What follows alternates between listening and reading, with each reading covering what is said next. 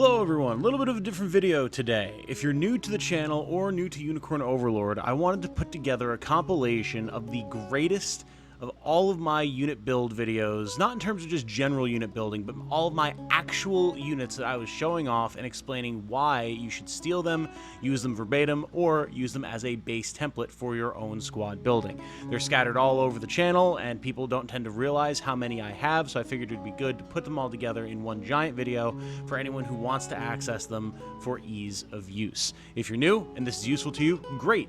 If you're not new and these are videos that you've seen before, well, if you watch on 0.25% speed, I not only will sound like I'm drunk, which is very funny, but also it will massively increase the length of the video and massively increase the amount of watch time engagement that YouTube's algorithm reads in the video, which will help me out immensely. So even if you're not interested, maybe mute it, put it on in the background, let it run at 0.25 speed and help your boy out a little bit, yeah? That'd be great, wouldn't it? Okay. Take it away, past me. I hope you all enjoy this informative squad building information and all of the wonderful squads that we've had throughout our run with Unicorn Overlord. Kind of a MVP sizzle reel now that I think about it. But anyway, take it away, past me. Unicorn Overlord. So what is the topic of the day today? Well, as I said in the intro, my new favorite squad in Unicorn Overlord. If you've been watching the streams the past couple of nights, you already know who it is we're going to be talking about today. They are the Super Tac Brothers, and they are right here. Now, why are they called the Super Tac Brothers? Well, for two reasons. First of all, obviously it's a riff on Super Smash Brothers, and let me tell you, all these fine lads do is smash and bonk and smash and never stop and never quit and never give up and never balk in the face of danger. They are just the most superhero of lads we have on our team. They even got the capes to prove it. But also, this is my money-making squad. This squad single-handedly rakes in more money just through their kills alone than you get from most missions in Cornea, okay? It's absurd. We're going to go through it. First off, we're going to show the build, why they work the way they do, why we have things set up the way that we do, and then in the second half, a mission showing just how efficient they are and just how capable they are. Let's start with the build.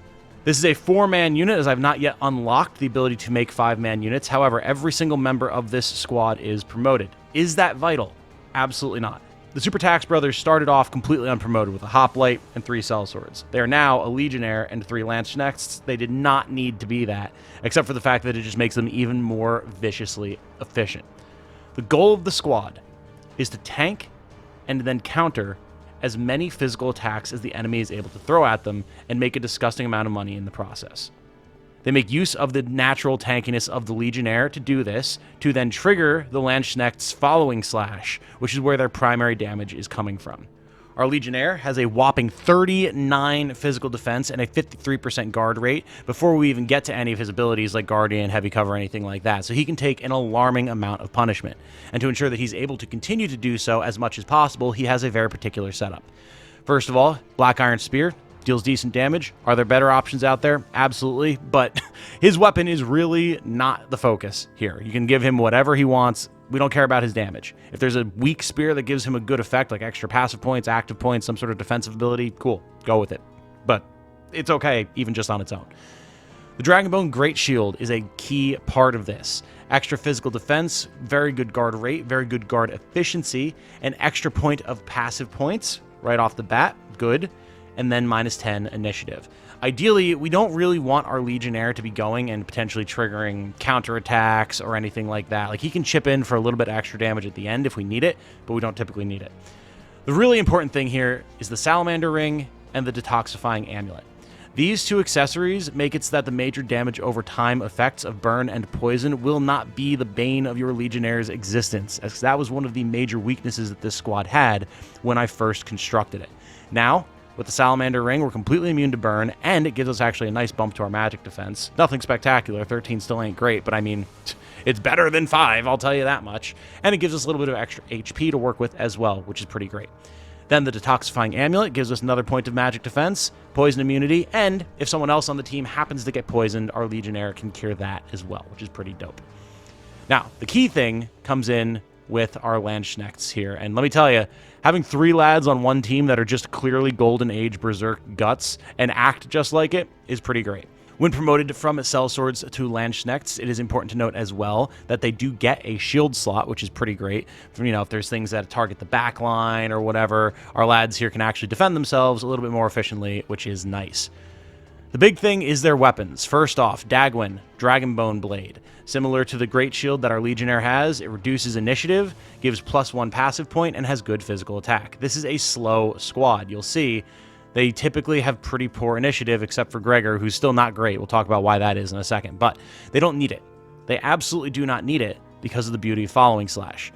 We also have the Twin Dragon Shield, giving a burn immunity and freeze immunity here on Dagwin. Good guard efficiency, good physical defense. Any shields like this that you have that can give good special effects for these guys to help deal with magic, status effects, things like that, are a good way to go, since there's really no healing to speak of in this squad. Then we have the blue spectacles to help with accuracy, because that is something that sellswords can struggle with a little bit.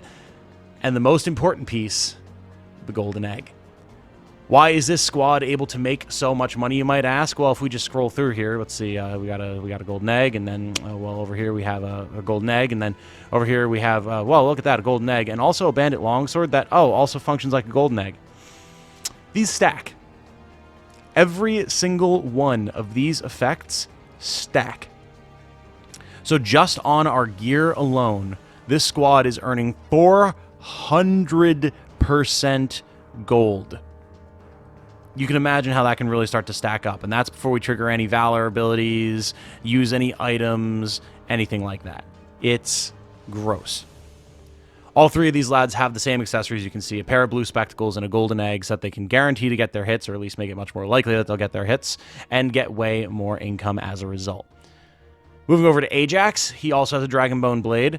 However, he has a Manolith Buckler, +5 physical defense, 20% guard rate, 25% guard efficiency, and the Magic Wall active skill. Grants the user a buff that negates 1 magic attack or 1 affliction. This is something that I'm kind of just experimenting with. I'm not super happy with it because our initiative is so low, so typically magic attacks have already come out by the time we're activating this, but as enemy squads get promoted and get more active points, there will actually be more rounds of combat after we activate the magic wall, which means it could actually wind up being more useful. So I think this will actually get more powerful over time. And of course, he has his golden egg and his blue spectacles. We'll touch on their skills in a second once we go through all of their gear. And then finally, Gregor with the bandit longsword. This is a phenomenal weapon. Like, it's got more physical attack than Dragonbone Blade. It doesn't give the passive point, but it gives +3 initiative, +10 evasion, and again, is also a golden egg, so you're getting +100% gold from it. It's really, really good, and you get this for free when you clear a particular liberation mission to free a walled city in Drakenhold. You'll see it here. I've got it on screen. So yeah, you don't have to buy this. You don't have to find this anywhere special. Just play the game and free a region, and you get it. Awesome. The other golden eggs you'll find scattered around different shops all over the world. You can get some as quest rewards from chicken quests and things like that. Like, just be thorough, do your chicken quests, check your shops, and you'll find them without too much issue. The Golden Ram Shield is just a very nice defensive piece, +5 physical defense, 20% guard rate, +25% guard efficiency, +10 max HP, and then stun immunity. So you'll see, scattered across our 3 landsknechts here, like, we've got a good variety of effects to keep them healthy, give them some resistances, and make sure that at least one of them at any time should be up using Following Slashes. Now, speaking of Following Slash, let's look at that really quick. This is the key piece of our fight here. We're not even worried about our active points most of the time. Most fights, you're going to finish just with Following Slashes before you ever actually use any of your active points. Following Slash, if you did not know, says 75 physical potency, 1 hit, 90% hit rate.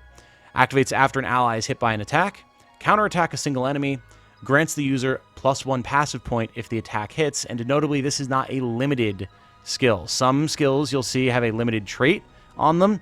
The Sword Fighter's initial intro attack is notable for being a limited trait skill, so only one of them can activate in a given fight, even if you have 3 Sword Fighters in a squad. With this, it's not limited. So now, if any unit comes in and tries to smack our Legionnaire, all 3 of our Landsknechts in succession will come in to bring the smackdown. And there are very few units that can survive all 3 of them hitting simultaneously, unless they've got some sort of good defensive ability or a shield that's likely to make them guard. And even then, they're going to take a major hurting. Now, one of the weaknesses of following slash is that it cannot target the back row, so you are going to have to carve your way through the front before you can actually start hitting the back. But being promoted, our Landsknechts have 2 full rounds of combat available to them. So even if they just use their following slashes to carve through the front line, that means that they all have a heavy slash and killing chain to cut through the back line. By the time you're getting down to using active points, there's almost guaranteed to be at least one enemy unit that's in killing chain range, so at least one of your Landsknechts will refresh an active point on that. And then if nothing else is below 50% HP to be able to potentially be finished off by a killing chain, they'll just start coming in with the heavy slash. Heavy slash deals 150 physical potency, 1 hit, 100% chance, or 100% hit rate, not 100% chance to hit. Those are different things. But and then killing chain is similar, 100 physical potency, 1 hit count, 100% hit rate, gets an AP back if you defeat the target. These guys just become a blender. They are unstoppable. And I mean, I found, you're going to see in a second here with the second half of the video, that even enemies that significantly outlevel this squad crumple with a minimum of support. So I love this squad. Absolutely recommend that you pick these guys up, that you use a squad like this. And it's nice because the way I'm playing the game, I have a ton of generics that I've recruited because they're all patron characters. Like this whole squad here, my sword fighter squad, all patron characters. This squad here, other than Bruno, all patron characters. And it's been interesting because I am, as a limitation, as a challenge, forcing myself to use all of my patron characters. And now, as we get them in, all of my YouTube member characters as well. That means phasing out uniques, like named story characters, so be it. If that means having unoptimal squads, just figuring out how to make it work, so be it. So we have some fun things going on here that I might not otherwise have tried because of the units that we have available to us. Now, that said, you do actually get 3 sellswords over the course of the story pretty easily. You'll get Jeremy, Magellan, and then Berenice.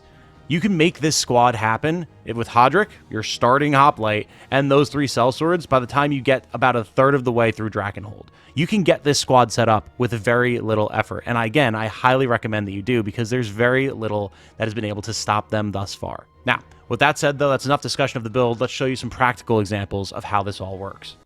So, for example, take a look at this fight here. This is a random liberation mission that I found in the northern end of Drakenhold. And what's interesting is these guys are level 24 compared to the 16 and 17 that our units are. So naturally, we're going to be at quite a disadvantage. However, take a look at this. The Super Tac Bros are going to smite this squad of sword fighters and soldiers, or, well, promoted sword fighters and soldiers in some cases, but we're going to handle them very easily. Now, we do need to make sure that we take out these couple of mage towers here because we will get pretty butchered by that. If the level difference wasn't so severe, that'd be one thing, but thankfully we have a couple of wyverns here. I do want to stall until we aren't going to be getting attacked by the mages.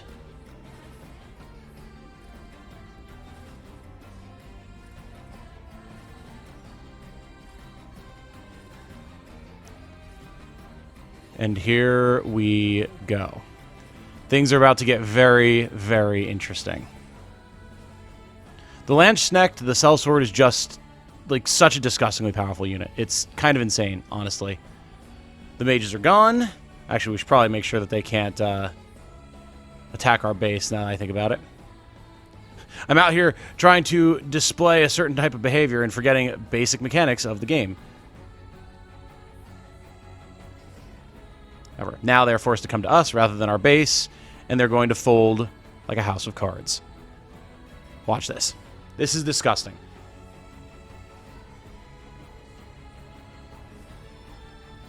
One. We got lucky and didn't even need any of the other attacks to come in. Oh, guaranteed crit for 1 damage. Oh, what a shame. 2. 3. We're going to get her eventually. 4. There it is. She got the parry, but that's fine.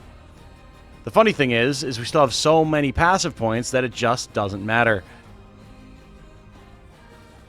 They're trying to deal any amount of damage to us that they can, and they just can't because our Legionnaire is just such a monster. Down she goes. Have a magic wall just in case we take some magic damage here. Not exactly necessary in this case, but it's something. Bonk. Bonk. And again, I showed you guys in the beginning of the video, but it's not like we have any particularly super gear on these guys. It's good stuff, but it's all just stuff that we got. from going through Dragonhold. Like, the Dragonbone gear is just good. The Bandit Longsword you just get for doing the Liberation mission for the Walled City. Like, the Golden Eggs and the Blue Spectacles, that's standard stuff that we've seen since the beginning of Cornea. Like, it's really nothing particularly special here. It's just good gear with a focused team, and that's it. Now, of course, it is important that you have anti-status effect gear on your Legionnaire, because things like Burn and Poison will drop him really quick, and if he goes down, then it becomes a problem for your sellswords. But again, like, look at this. We can just carve through these guys with reckless abandon.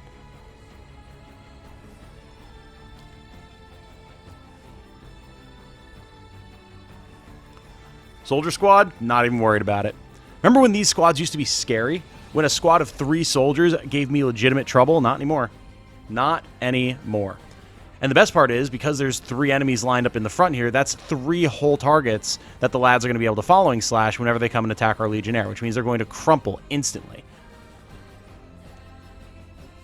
And so long as we're landing our attacks, we don't have to worry about running out of following slashes either, since it regenerates its own passive points. And because they're all level 2, even if they do happen to miss 1, and if they don't have any passive point boosting gear, they still have 2 chances for their following slashes to hit before they're out of passive points. It's so easy to carve through an entire enemy squad with this. Like, it's actually kind of disgusting, but I love it.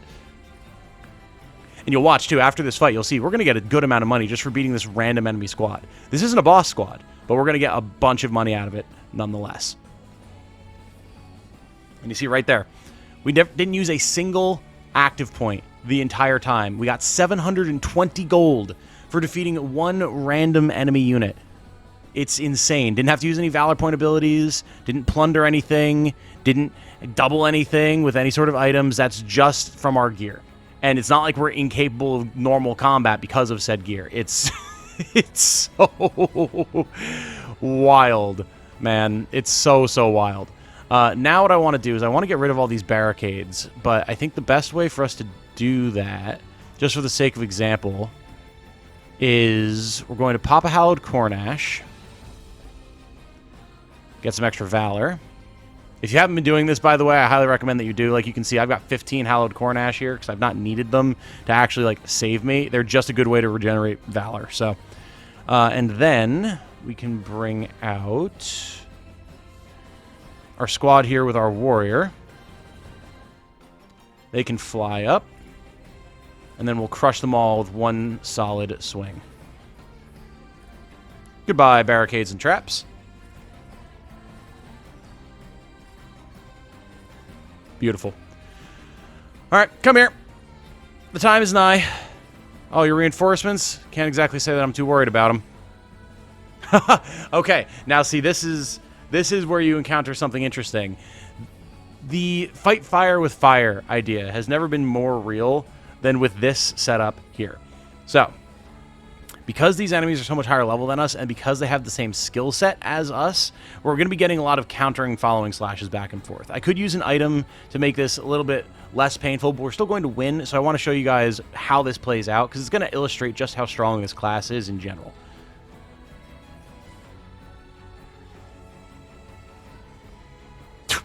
Well, I mean, it definitely helps if we just annihilate one of them.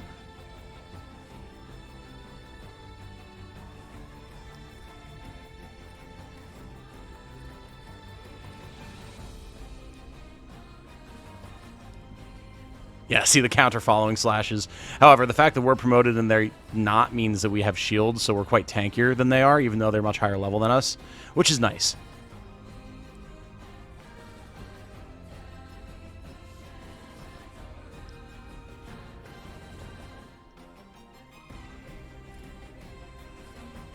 I love the fact that following slash can trigger off of other following slashes. It's so wild. And there we are.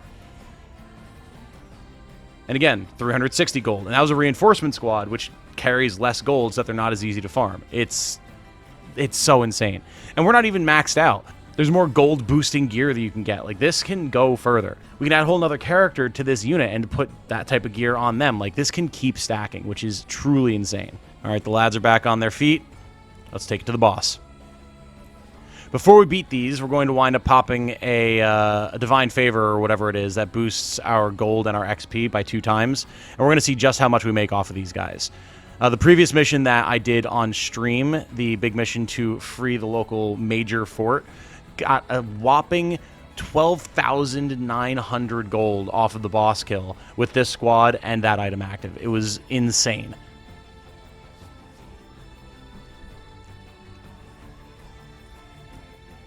And see, just like that, we've cut 2/3 of the HP off of that Royal Knight.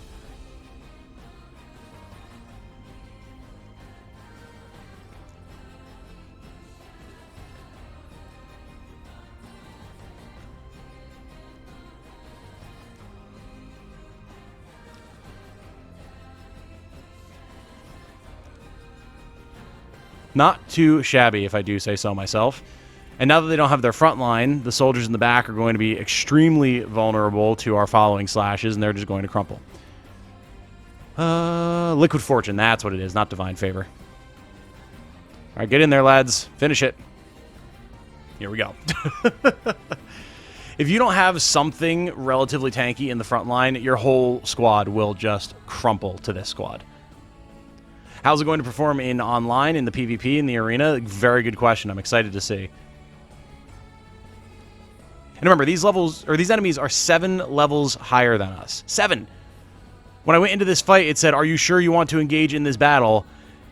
It's going to be extremely difficult. The chances of success are extremely low. And I mean, with judicious item use and a good squad, didn't mean nothing. Not to the Super Tac Brothers. Yeah, 14,400 gold, by the way.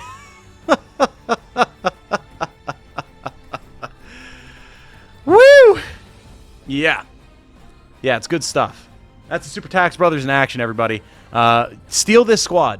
The name of this series is going to be Steal This Squad. Whether we're talking about 3 units or 1 unit, doesn't matter.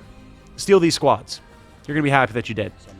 So what is the topic of the day today? The topic is Bruno's Bombardiers, one of my absolute favorite units in my first run here of Unicorn Overlord, and the natural evolution of the Firebug squad that I highlighted in my first build video that used to be helmed by Aush the Wizard.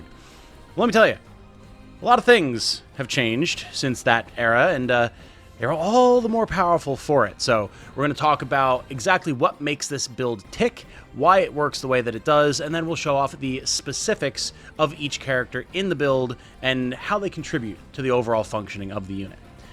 If you've seen my streams, you've probably seen Bruno at work. And by Bruno, I mean the squad as well. But Bruno is the frontliner, and I mean, he's wider than all 3 of the girls in the back line, so like, he's kind of the front man on the show. And you might be forgiven at first for looking at this and not expecting it to be a flame burst comp, a burn comp, but that is in fact exactly what it is. You see, as we've progressed through Unicorn Overlord, I've realized there is so much potential for build crafting here due to all of the different types of items and their subset effects that they have. Like, when we first got our hands on the demo, we found the Chlorotic Wand that gives the Fire Burst ability, and the Fire Bow, and we're like, oh wow, this is insane synergy. I can light a second guy on fire, I can put the burn status effect on him with the bow, and then have twice the potential targets to detonate with Flame Burst to deal damage to the entire enemy squad. That's crazy, that's so strong. Then I found a staff that allows you to inflict burn on an entire enemy row. And then I found a tome that allows you to put Flame Conferral on an ally's melee attack, like the Ice Conferral tome, except now it causes burn. And then I found a sword that can inflict burn, and then, and it just keeps going. That's when I realized that we had something very special on our hands here. With this setup, where I have 4 different characters, all of whom are able to inflict burn and also just deal massive damage on their own, and also tank a massive amount of damage, we have a frontline capable army that is able to just tank hit after hit, clear tons of enemy squads, and often in one round, and rarely take any serious damage, or at least any damage that they can't heal off of. By having the Bruno the Gladiator in front, of course you could use a generic Gladiator as well if you would like, you have an incredibly versatile HP tank. You don't have to worry about taking bonus damage from being an armored unit and getting hit by a crushing attack or something like that. You don't have to worry about something getting a true strike attack on your dodge tank. Bruno is just a wall of meat, and everything deals pretty equal damage to him because of his poor defenses in general. Cavalry, a little bit more since he's an infantry unit, but even so, not anything too terrible. And because of the Gladiator's bulk up that allows him to just naturally heal when they get hit, he's able to heal off most of this damage. This is in thanks part to the fact that we have a Shaman, or now a Druid, in our party, who is able to just absolutely destroy the attack and magic attack stats of anything that tries to actually take a swing at Bruno. And even when they still deal some good damage to him, he can just heal it off, especially if he crits, which he's more likely to do than you would think. Then, of course, our Druid is able to use the Flame Hex Staff to burn more targets, a whole row of targets, causing them to take even more damage over time and be potential targets for Flame Burst. We have, because it just synergizes so damn well, kind of like if he was a Legionnaire, but, you know, a wall of meat instead of a wall of metal, we have a Sellsword, or now a Lance Connect, who is going to be able to follow-up attack anything that hits Bruno for even more damage, and then if I want her to, also be able to Fire Slash something to make it burn. And then, of course, finally, our Witch. You would think, wow, witches don't use fire, they use ice, that's kind of their thing. Not in this case. Valerie, the witch, now sorceress, has the Flame Conferral Tome, meaning that she can literally light Bruno's axe on fire for him, allowing him to burn, again, a whole row of enemies.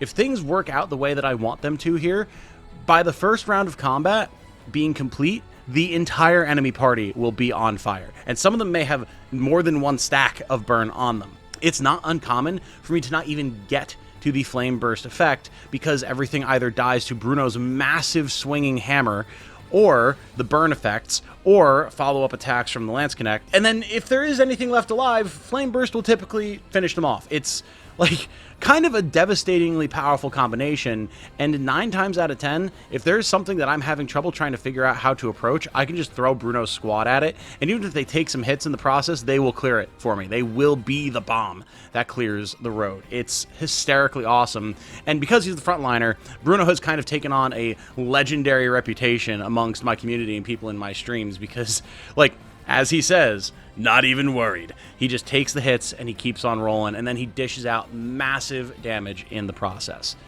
This is an all-out attack unit. They're not here to try and stall. They're not here to try and defend, even though they are kind of difficult to bring down. And they have their weaknesses, of course. There's really no squad in Unicorn Overlord that is going to be without weaknesses, unless there's some truly endgame BS nonsense.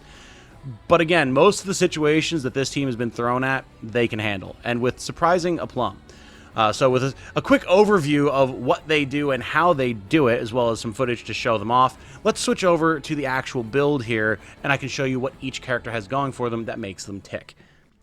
So here in slot number 1, we have Bruno the Berserker. You can see his stat set here, also his customized color scheme if you hadn't seen it before. Does not quite work as well as some of my other uniques who I've customized the channel colors, but still, it's not bad. It's not bad. I have him on Offensive Precise, seeing as how he typically has more than enough HP anyway, and giving him some more defensive stats really won't help, seeing as how Berserkers don't really have defensive stats to begin with. We can compensate for that with gear and the setup of his team and all that type of good stuff. But he has good damage, he's got good HP, he's even got pretty good accuracy with Precise, which is nice. As far as his skills are concerned, we're looking at this following loadout along with his items. He's running a simple Wide Smash and Bulk Up. That is honestly all I want him to be doing here. I do have other Berserker skills unlocked, such as Mounting Charge and Wide Counter, both of which are good abilities, but not for the role that I want Bruno to be fulfilling here. He's very simple. I want him to deal big damage to a row of enemies, and I want him to heal when he gets hit. I don't want him to be spending time buffing his own attack and HP. I don't want him to be counterattacking. If he takes a hit, I want him to bulk up. If he's swinging, I want it to be Wide Smash so he can get the Flame Conferral from our Witch. Very simple, very effective. As far as his actual items are concerned, I am currently rocking the King's Axe Dracanash on him, which is such an awesome name, by the way.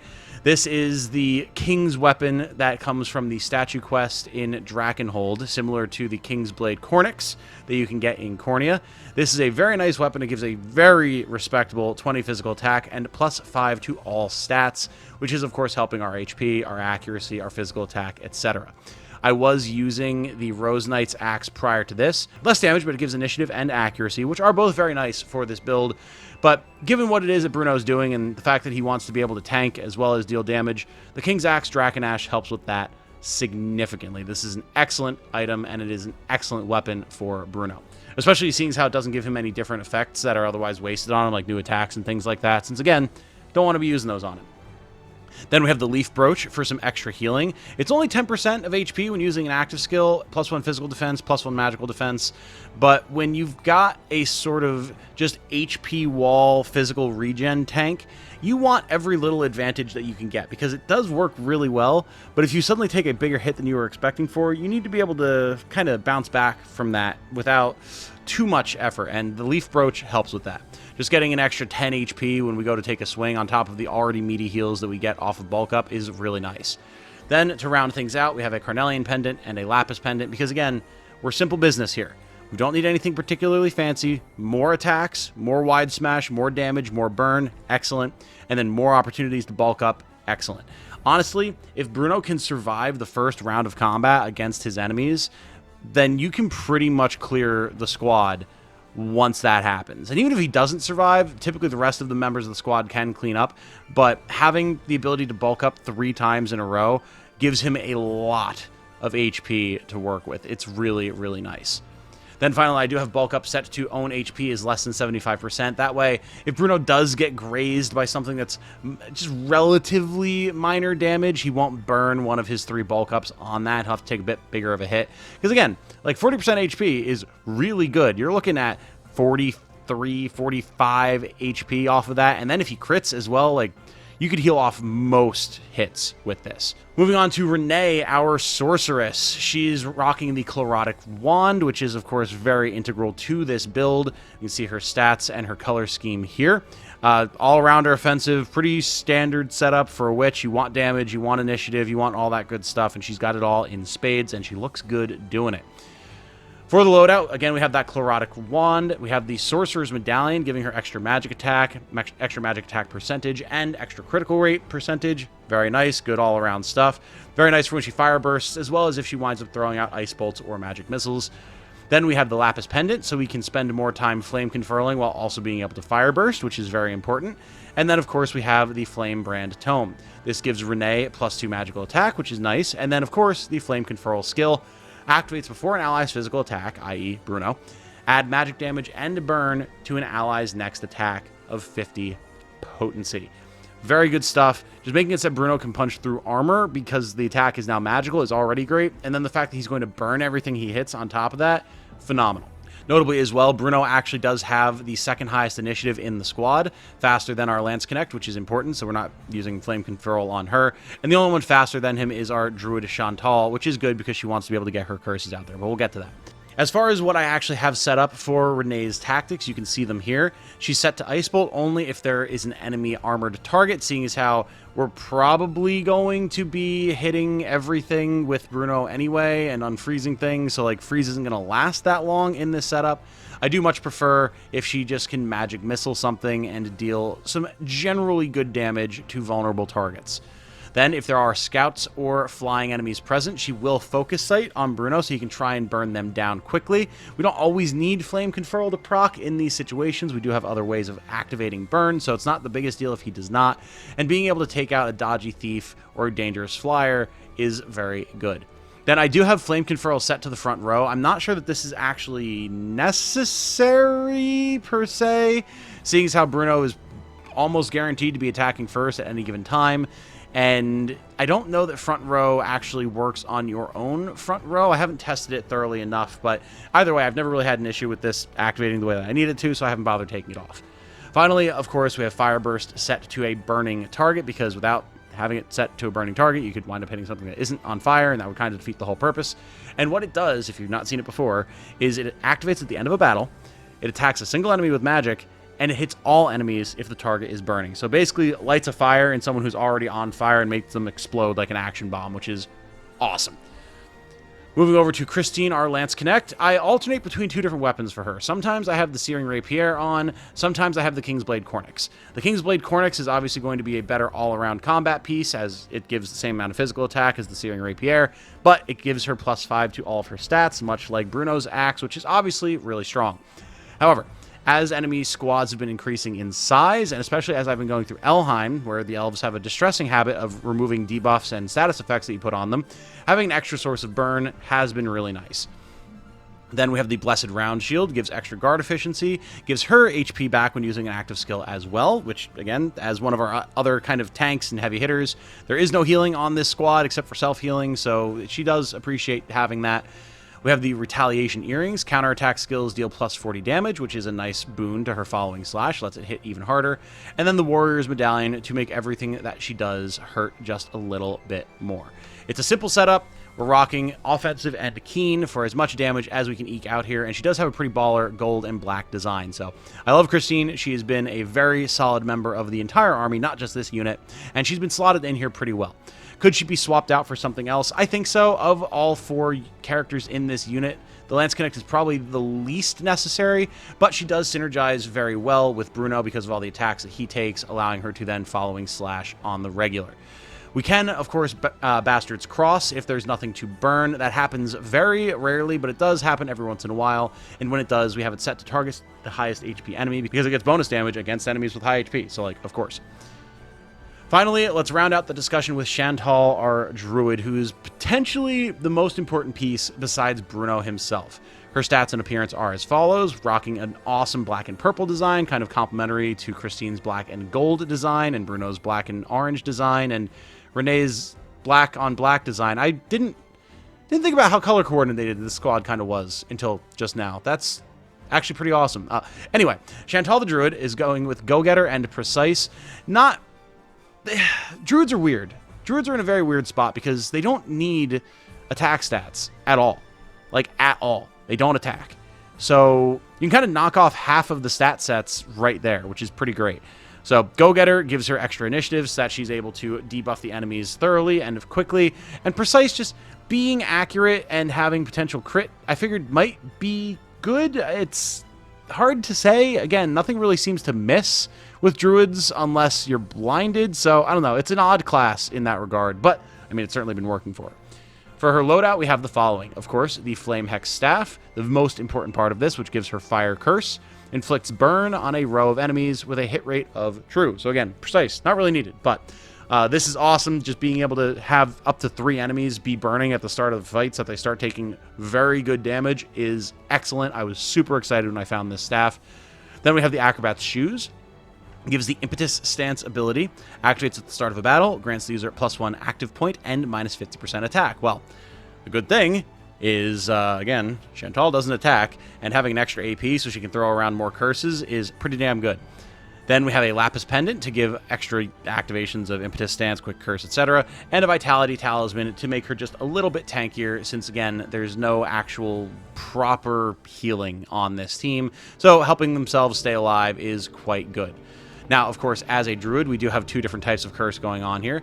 Offensive curse, row with most combatants, 3 or more AP, is a good way to make sure that we aren't fire cursing all the time, still debuffing enemies, but only if Chantal actually has a good amount of AP to use. Once she has less than 3 AP, which she will have 3 at the start of the fight due to the Acrobat's Shoes, she will then switch over to fire cursing all of the enemies.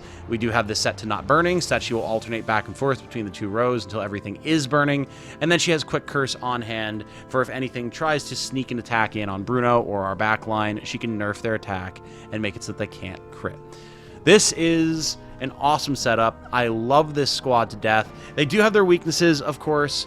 If Bruno gets blinded, that can become a big problem. I do tend to swap in the Watchman's Lantern sometimes if I'm worried about that happening. And also if he gets stunned, because if he gets stunned, then he's not going to be able to bulk up, and then he's going to fold extremely quickly. So accessories like the Barbed Ribbon that can prevent stun, or ways to clear stun, maybe having like a Cleric in this squad would definitely be good.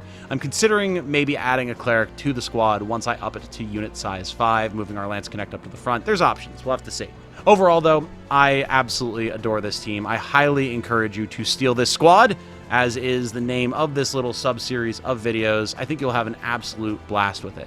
If you have a different sort of burn comp setup, maybe using wizards like the original version of my comp, the Firebugs, was set up, let me know in the comments down below. And then if you do have any other really cool, synergistic, flashy teams like this, let me know that as well. I'd love to see what creative stuff y'all have come up with, and if it seems like it's particularly fun or would fit into my army well, then maybe I'll recreate it, steal your squad instead, and then do a video about it telling everyone else to steal your squad, because we all get better if we all have better comps to work with, and the only way we can maximize our capability in that regard is by learning from each other. So what is the topic of today's episode of Steal These Squads? Well, 3 mid-game builds that I think are going to see you fairly safely through Elheim, thanks to their varied different uses. We're looking today at a Dragoon squad with Lex's Lancers, as I like to call it. Then we're going to be looking over here at Leonhardt the Doom Knights unit. This is the Freezer Burn squad. We'll talk about that in a sec. And then finally, down here, a little squad with Berengaria and Virginia that I'm calling the Affliction Angels. We're going to go through all 3. You'll see some gameplay footage on screen as we talk about what makes these squads tick and why I like them so much. Let's get down to it with Lex's Lancers. The idea of this squad focuses around Alexandra the Wyvern Master, or really any Wyvern Master in general. Why? Because of the Dragoon's War Spear. The Dragoon's War Spear is a very nice little item that you can pick up in Drakkenhold that gives you plus 15 max HP, plus 5 initiative, and 20 physical attack, as well as the Dragoon Dive ability. What Dragoon Dive does is, it is a ranged charge attack with a physical potency of 100, a hit count of 1, and a hit rate of 100%. It attacks all enemies, not an entire row, all enemies, and gives you plus 50 potency versus ground-based targets. So realistically, you're looking at a physical potency of 150 against most units in the game. Now, notably, you cannot evade or use passive skills while charging, so the rest of the squad is set up around making sure that Alexandra stays alive and is able to trigger Dragoon Dive for as much damage as possible. To make these Dragoon Dives hit as hard as possible, we have a Carnelian Pendant, so we can charge up Dragoon Dive and then still have 1 AP left for a Diving Thrust to clean something up in the end of a fight, and the Warrior's Medallion, increasing our attack and our crit rate by a fairly decent amount. We also have a Silken Scarf, so that if enemies are still swinging after we've cast our Dragoon Dive, we do have extra evade. This is really more of just a backup plan piece, not something that comes into play too often, but it is nice when it's there. You can potentially sub this out for something that's going to deal more damage, or maybe grant an extra AP, PP, things like that, but I like it here just as a little bit of a safety measure. Now, to help facilitate the triggering of Dragoon Dive, that's where the rest of the squad comes in, and we start with Lex the Vanguard.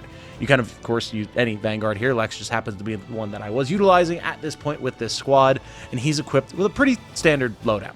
He has the Sanguine Blade to enable Sanguine Attack, allowing him to heal his own HP when he attacks enemies. The Holy Knight's Shield, which gives a good amount of defensive stats. Very important for this, as our frontliner is just Lex, and we don't have a lot of support for him to keep him alive. So being able to protect himself is going to be very important. The Holy Knight's Shield is extra nice because it also gives him some extra HP back when he attacks with Sanguine Attack, so, you know, a little bit of extra healing there, it never hurts. And gives Holy Guard, block an enemy attack with a medium guard, and prevents debuffs. This is very nice because it means that Lex is not as likely to be, like, knocked out of a position where he's going to be able to actually guard for his other allies, and can keep him functioning a bit better than he otherwise would. We are then, of course, also rocking arrow cover to prevent Alexandra from being sniped by anything too unwieldy. And we have Guarding Fighter, granting us an extra physical attack and critical damage when we guard. Notably, I meant to actually change this before I started the video, but then forgot. I want to change this so that it's only activatable if we have more, or PP of 3 or more, maybe 2 or more. Probably 2 or more. The idea here being that we'll be able to Holy Guard, we'll be able to Guarding Fighter, and then we'll still have a passive point left over for arrow cover, and that should protect you against most squads that have an archer. You know, if you're throwing this unit up against an enemy squad that has like 3 archers in it, then you're just asking for trouble, and you can potentially switch your tactics around as needed. But this setup should cover the most wide variety of enemies.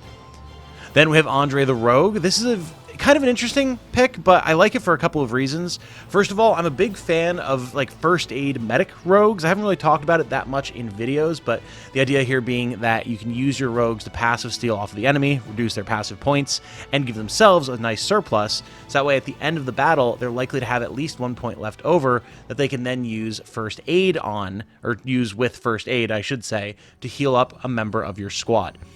We also have Powerful Call here to be able to boost our physical attack for an ally's next attack, specifically targeting our flyer. So this will boost Alexandra and nobody else to make her Dragoon Dive even more powerful than it already would be. And then, of course, Evade. And we have Andre positioned behind Lex, since someone pretty much wants to be behind Lex. And this way, if Lex is getting attacked by piercing attacks, Andre can evade out of the way, which is nice. We just have a basic Black Iron Sword on him. Nothing particularly major here. I'm not really worried about the damage that he's dealing or any special basic attacks that he'd be getting off of his weapon. Passive Steel and Toxic Throw are more than enough. Finally, we have Rurik the Elven Archer, and this is a little bit of a fun include. I do like having an Elven Archer here. He's got a standard Greatwood Bow just for good damage, a Carnelian Pendant, so he has extra Wind Arrow attacks, a Mercenary's Eye Patch, so we're more likely to get crits, and then a Lucky Coin to get even more crits and evasion. The idea here is that during the actual battle, Rurik is going to be out here sniping people with wind arrows, reducing their evasion so that they aren't as likely to dodge the Dragoon Dive once it pops off, and potentially picking off anything squishy or flying in the enemy squad that might be the most damaging things for them. He's good at picking off mages, flyers, griffins, enemy wyverns, all that type of good stuff. And then we have 2 different passive skills that are quite nice as well. Selfless Heal is going to be triggering at the end of the fight. We'll talk about how we're going to have that go off in a second. And Quick Cure is very nice because it's removing debuffs from an ally and granting them immunity to a debuff as well. Most often, this is going to be used on Lex. If he winds up running out of Holy Guards, then we can have Rurik here to be able to still take debuffs off of him so he can still be up and defending and fighting. And when we look at that Selfless Heal, it says it activates after you are healed and restores minor HP to all allies and removes all debuffs. What does that entail? Well, that's where the first aid kit comes in. We have our first aid kit set up to prioritize our archer here, Rurik, so that at the end of a fight, we'll pop first aid kit, heal Rurik, and then Rurik will heal everyone else. It's a nice little way at the end of combat to heal up any chip damage and patch up Lex, who's by all means probably taking the brunt of the hits, and is very useful. Like, this can be a little bit of a hard ability to activate sometimes, but the way that I've found that is the most consistent without just having something like a cleric that can do a party-wide heal, at which point you wouldn't really need Selfless Heal to begin with because it would just be redundant if your cleric just healed everybody. This way, you don't need to put a cleric in the team. You can have another unit like a rogue or anyone else with a first aid kit, have them target Rurik, and then heal the entire squad. It's slightly unwieldy, but it is a nice way to get a party-wide heal without having to invest in a specific type of unit or a more costly ability, which I very much enjoy. This squad is great. It's a very solid all-rounder squad, and while it does have some issues in Elheim, particularly because of the magic damage that elves bring to the table and how that can cause problems for Lex, it's good before Elheim, it's definitely good after Elheim, and as long as you're careful about what types of squads you're fighting, it's perfectly fine in Elheim as well. I'm a big fan of this one, and as one of the very first combo teams that I was able to put together, I have a particular fondness for it. Moving on to Leon Hart's unit, this is where we've got the Freezer Burn comp. This is a fun one. Let's talk about it. Of course, headlining the team is Leon Hart the Doom Knight, and he is the primary damage dealer as well. He's set up with a Golden Ram Axe for the extra accuracy and defense, as well as good damage, a Templar's Shield for good all-around defensive stats, and extra HP recovery, which is going to be very important. Doom Knights, of course, like to be able to recover a lot of HP very quickly with their attacks or with the support of their allies, as well as a Lapis Pendant and a Carnelian Pendant, so we have the ability to use as much stuff as possible. Our first attack, Dark Flame, is targeting a row with 2+ combatants. This, of course, does deal physical and magical damage, uses part of your own HP to attack a row of enemies, and gives +50 potency versus debuffed targets, and inflicts burn. Very nasty attack, very strong attack. I very much enjoy it. We then have Vengeful Axe as just a backup finisher attack, Sanguine Arts so we can restore our own HP if our HP drops low enough, and Vengeance to boost our stats over the course of the fight. Next up, our second most important character here, Karen the Druid. This is very simple. She's built to do one thing: Sandstorm the enemy, and then Quick Curse anyone who tries to attack us after they're not blinded anymore. Sandstorm is a very fun ability that comes from the Dustbound Staff. It inflicts blindness on all enemies. Its hit rate is true. That's it. And because we have a Dove Plume, it's very likely that Karen is going to go first. She goes before anyone else in this squad, and typically before anyone else on the enemy team as well. And that first round of combat, you're really not going to have to worry about taking much damage. Now, you might be thinking, is that not kind of anti-synergistic with Leon? Leon wants to get hits that Vengeance can trigger so that he can start dealing more damage, but that first round of combat is really all about suppressing the enemy and weakening them. then making it so that once they do start swinging, they don't deal too much damage to Leonhardt, and he blows them up in the process. We'll talk about how exactly that works when we get to our Sorceress. Then we have Liliane the Bishop. She's set up with a very basic limited heal, where she can just heal all of her allies above their limits. So she pops off, everyone gets a big boost to their HP. Ideally, this is where Leonhardt can get a nice boost that prevents him from being downed, even if he does take a lot of damage, just because he's got so much HP to work with, and again, continues triggering Vengeance. And then we do have a standard array of cleric abilities like Lifesaver to keep herself up, Refresh if Leonhardt or anyone else gets debuffed, Quick Heal if people are taking little bits of damage here and there that we want to heal off. It's very solid all around, and I decided to throw a Mercenary's Eye Patch on here just for the occasional crit heal, because that is really fun when it happens. Finally, Valerie the Sorceress. The most notable piece of gear here is the Frostbrand Tome, which gives Ice Conferral. Ice Conferral, if you were not aware, activates before an ally's physical attack, add magic damage and freeze to an ally's next attack. So, the way this works is we only have one unit with a physical attack in the squad, and that's Leonhardt. That physical attack is Dark Flame. And while it may have a magical potency, it also is considered as a physical attack, so the Frostbrand Tome will trigger on this. What this means is Leonhardt takes some damage, buffs his own attack, the enemies have been blinded, have maybe gotten some hits in because they're able to cure their blind, or they're immune to it or whatever, lands a couple lucky hits on Leonhardt. He procs Dark Flame, charges into the enemy front line to hit an entire row, and right before he lands that shot, with his axe wreathed in flame, Valerie adds a little bit of ice to it. And now the entire enemy front line is simultaneously on fire and frozen. How does that work? Hell if I know, man. It's magic, particularly dark magic, but it is pretty awesome. What this means is that the entire enemy front line is going to be locked down until they start taking damage and get broken out of the ice. That gives you opportunities to heal, to finish topping up your buffs, to get extra AP, passive points, whatever, throw around some magic missiles maybe. And then, once they start taking their actions after they're unfrozen, they will immediately start burning to death. And if anyone managed to survive the initial Dark Flamening, oftentimes the burn is going to be enough to finish them off. And if it's not, Leonhardt is more than equipped to come in and cleave them in half with a Vengeful Axe. This is a ton of fun. I adore this build. It's hysterical having this just absolute looking maniac of a knight go in and somehow put two conflicting status effects on a whole row of enemies while dealing a ton of damage to them in the process. It's great, and it really doesn't matter what type of enemy you're fighting. Physically defense-focused enemies, you've got magic. Magically defense-focused enemies, you've got physical. You can do it all, and Leonhardt has more than enough damage, or any Doom Knight will have more than enough damage to finish the job, while also staying alive because of the support that he's got from the ladies in the backline, which is great. Moving on from ladies in the backline to ladies in the front line, let's talk about the Affliction Angels here. What is the point of this squad? The point of this squad is to be an all-rounder unit that can handle pretty much any variety of enemy squad that comes their way. To do this, we're focusing on two different things. Berengaria and her ability to debuff the entire enemy squad while being able to stun the front line with her Death Spin, and then Virginia, who has her combination of Iron Crusher to destroy armored units and Vertical Edge to take out flyers, making it a pretty solidly versatile team, especially considering how tanky both Virginia and Berengaria are. Backing them up, we've got Dimitri the Rogue and Balder the Elven Fencer, and this is where our afflictions are coming in.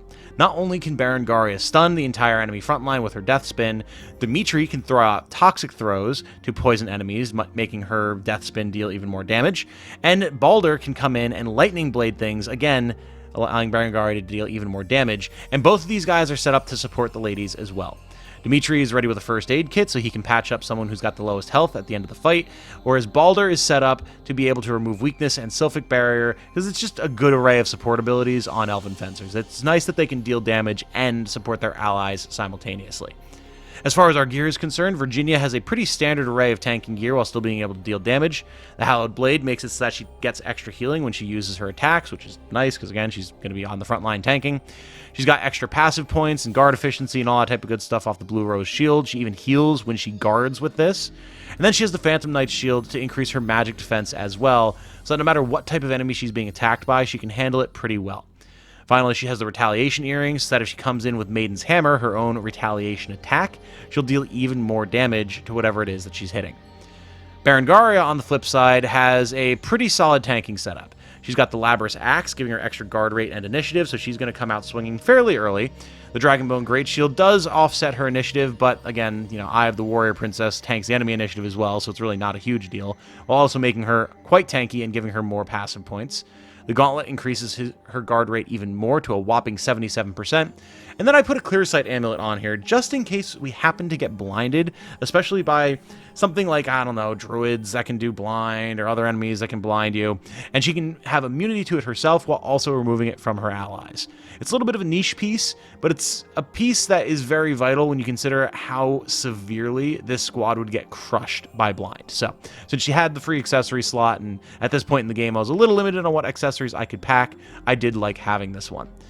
Dimitri is set up with the Rose Knight Sword, so he also has good initiative and accuracy, although again, his damage is really not what I'm concerned about here. He's pretty much just going to be tossing toxic throws around and trying to put as much poison on as many enemies as possible to further empower Berengaria. And Balder really doesn't have anything too fancy. I mean, he's even rocking the Chloe's Charm because I was just trying to get him leveled up at this point. But the Leaf Brooch makes it so that he can heal himself when he attacks if he happens to take any chip damage, and the Silk Hood is increasing the magic damage that he's dealing with his Lightning Blade. This is a very fun squad. They're really good at shutting down entire groups of enemies and then just crushing them before they get to take any actions. And because Berengaria and Virginia are both so tanky, despite the fact that there's no dedicated healing in this squad, just a little bit here and there that we can get, like Virginia self-healing, Balder self-healing, Dimitri having the first aid kit to heal up whoever needs it at the end of the fight, they're pretty resilient. And as an all-infantry squad, they have plenty of stamina to go around as well. So yes, you thought we were done with Unicorn Overlord content. Well, not by a long shot. I still have a bunch of things that I want to do with the game. And seeing as how we just finished our Truseneuren challenge run, it seems like now is a good time to talk about some of these squads that I used to clear it. This is another episode of Steal This Squad, and I think you guys are going to enjoy this one. Any of you who've been following the Truseneuren stream, you know where this is going. You know who it is that we're talking about. It's Ajax the Doom Knight and his Cavalier support squad.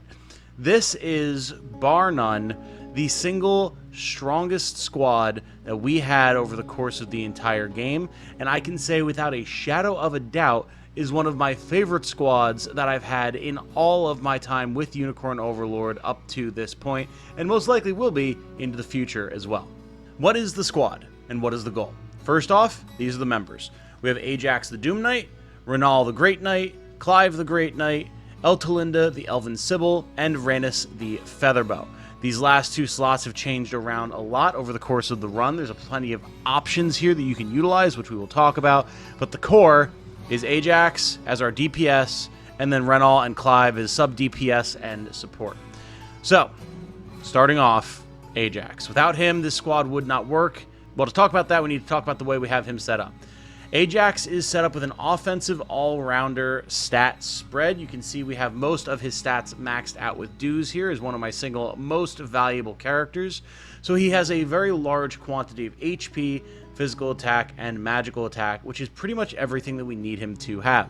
Having some defensive stats is important, but we can manage that with equipment and support from other characters. His raw stats, I wanted to be pumping a very strong mix of physical and magical attack, so that he can maximize his killing potential. The goal here was to create a Doom Knight that focuses primarily on magic damage via Dark Flame.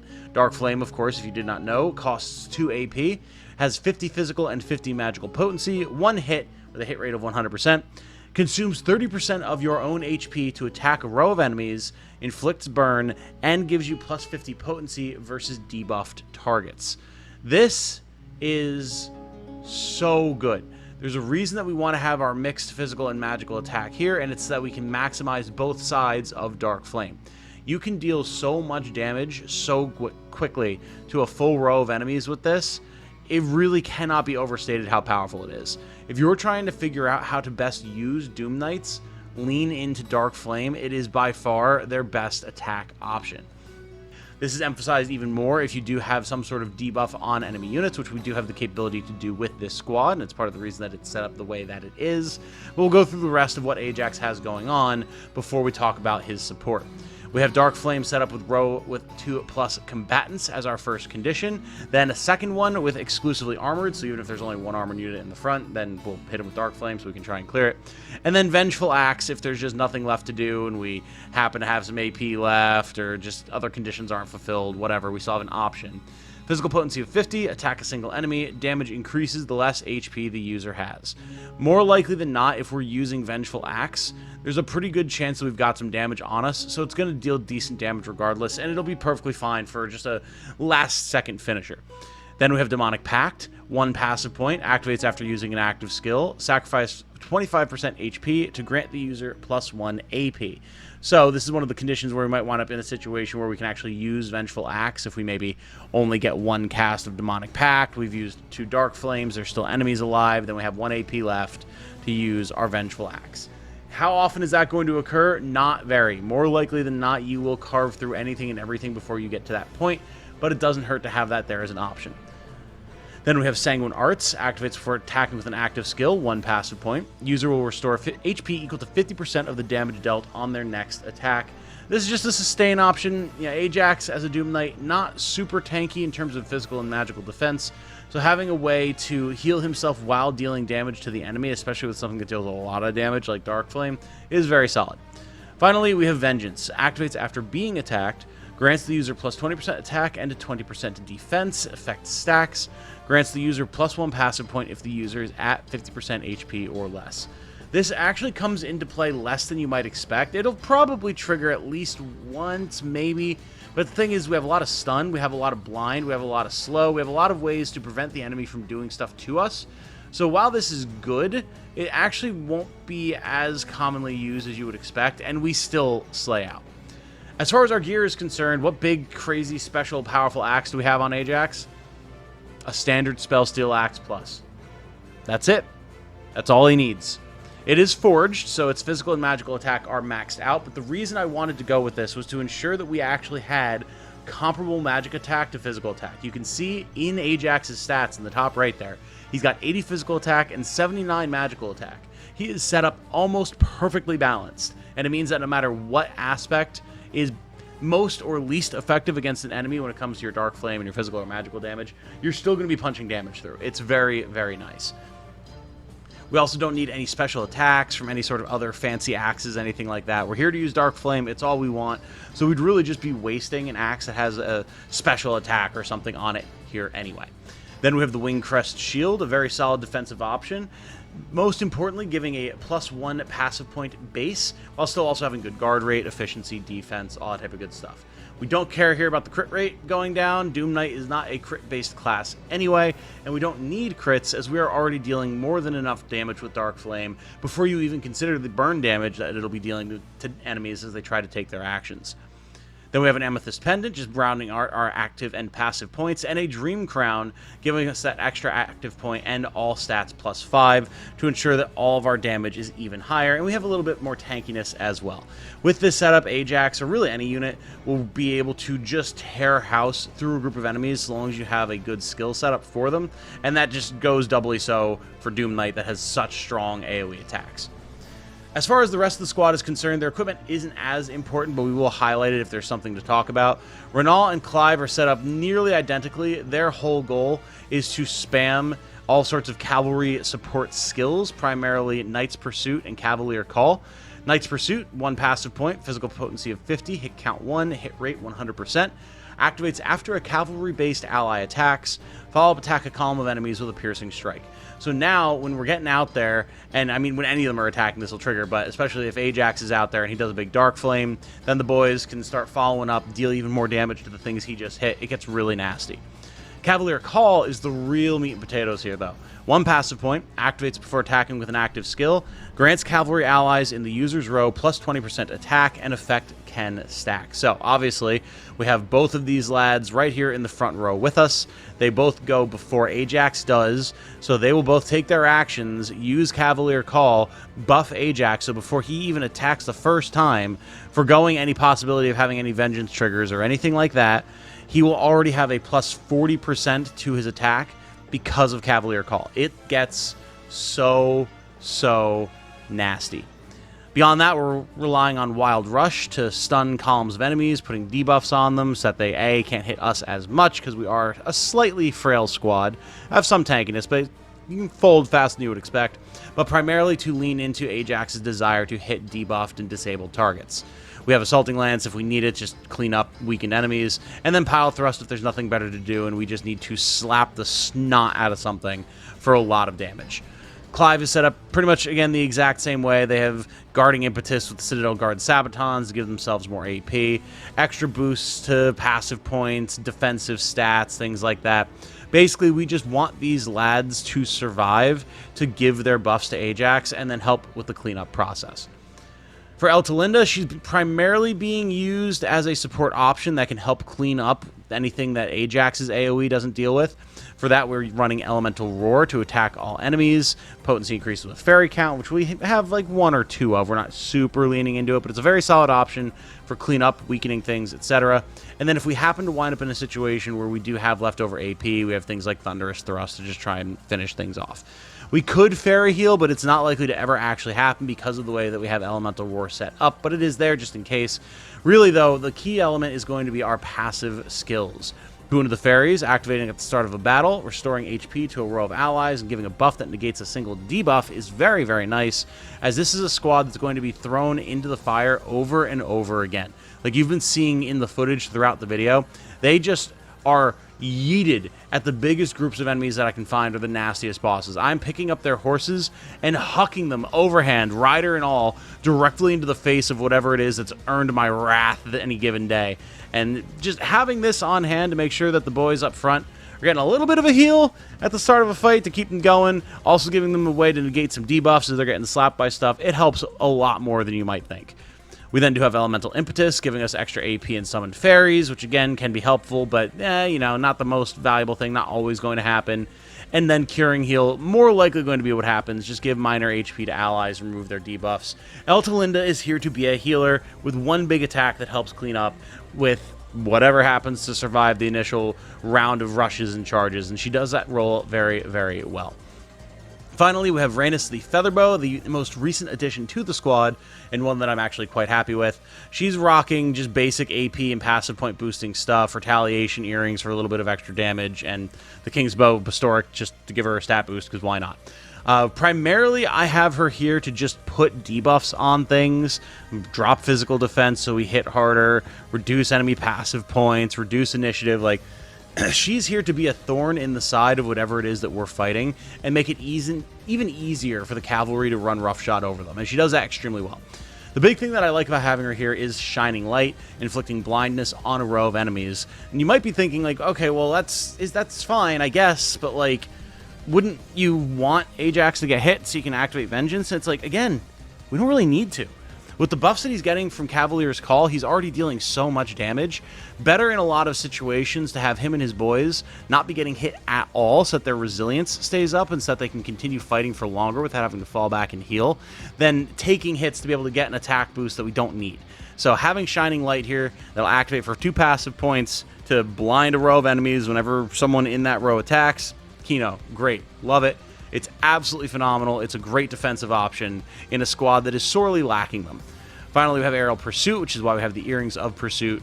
1 passive point, 100 physical potency, hit count of 1, hit rate of 100%, ranged, of course. Activates after a flying ally attacks, follow-up attack a single enemy. This way, if I needed to swap in something, like I've done some stuff, like swapping in a flyer of some kind for Eltalinda because I need to be able to clear a group of Sainted or Radiant Knights that are going to be able to just stonewall Darkflame, then we can get a little bit of extra damage here with Rhaenys. It's not something that we've needed often. This squad is more than capable of cleaning up most scenarios, but it is something that we have the ability to just quickly swap in, and I've already got the setup here if I need it.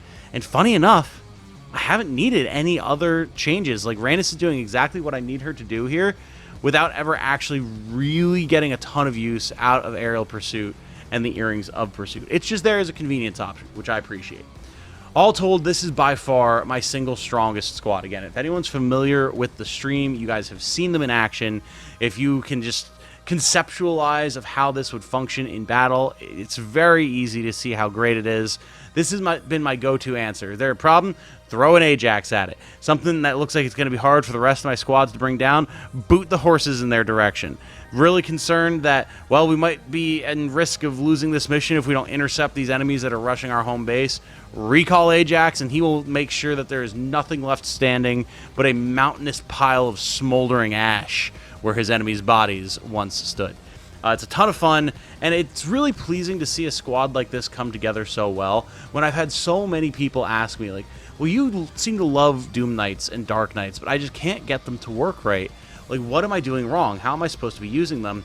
And I think the biggest thing that people run into is they just kind of ignore the magic side of the class. And I can get why, because at the end of the day, the only skill that you have that's leaning directly into the magic damage is Dark Flame, and you only get that after promotion. So until then, you're just rocking your Dark Knights with your Vengeful Axe and your Venom Axe and your Vengeance and your Sanguine Arts, and like, that's a fine setup, don't get me wrong, but it can be kind of hard to imagine, oh wait, there's now a whole magical component to this class that I didn't see when I was using them prior to promotion. So you just don't change into that, and that, you know, that's fair enough, but you are missing out if you do that.